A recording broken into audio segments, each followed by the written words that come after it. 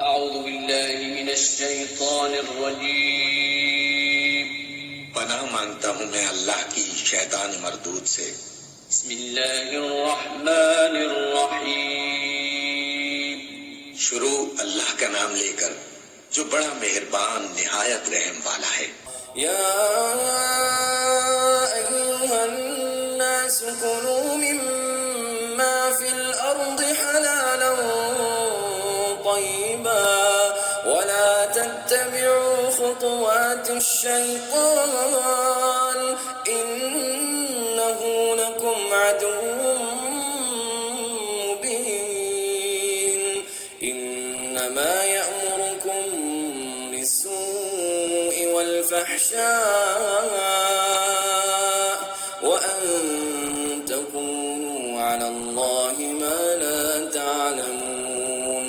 وإذا قيل لهم اتبعوا ما أنزل الله قالوا بل نتبع ما ألفينا عليه آباءنا أولو كان آباؤهم لا يعقلون شيئا ولا يهتدون ومثل الذين كفروا كمثل الذي ينعق بما لا يسمع إلا دعاء ونداء صم بكم عمي فهم لا يعقلون يا أيها الذين آمنوا كلوا من طيبات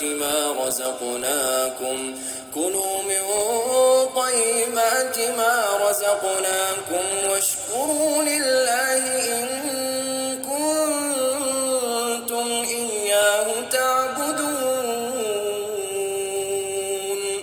إنما حرم عليكم الميتة والدم ولحم الخنزير وما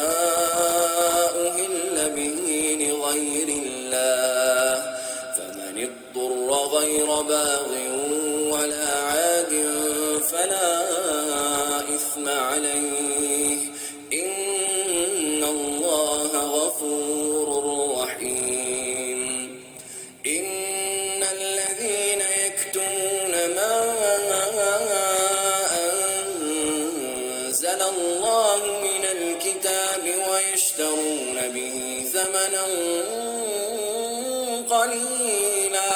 أولئك ما يأكلون في بطونهم إلا النار ولا يكلمهم الله يوم القيامة ولا يزكيهم ولهم عذاب أليم أولئك الذين اشتروا الضلالة بالهدى والعذاب بالمغفرة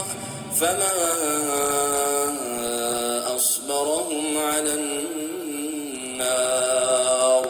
ذلك بأن الله نزل الكتاب بالحق وإن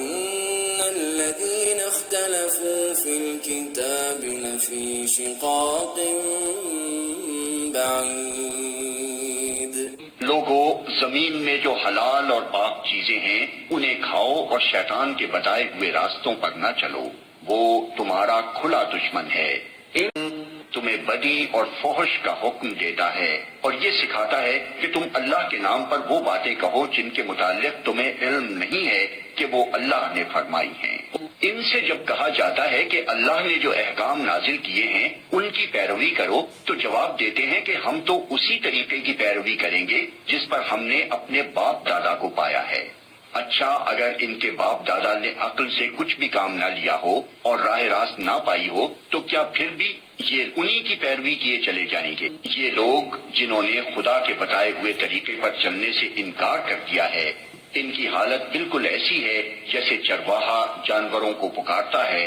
और वो हाँक पुकार की सदा के सिवा कुछ नहीं सुनते।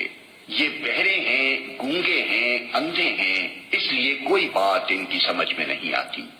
ऐ लोगों, لوگو جو ایمان لائے ہو، اگر تم حقیقت میں اللہ ہی کی بندگی کرنے والے ہو تو جو پاک چیزیں ہم نے تمہیں بخشی ہیں انہیں بے تکلف کھاؤ اور اللہ کا شکر ادا کرو۔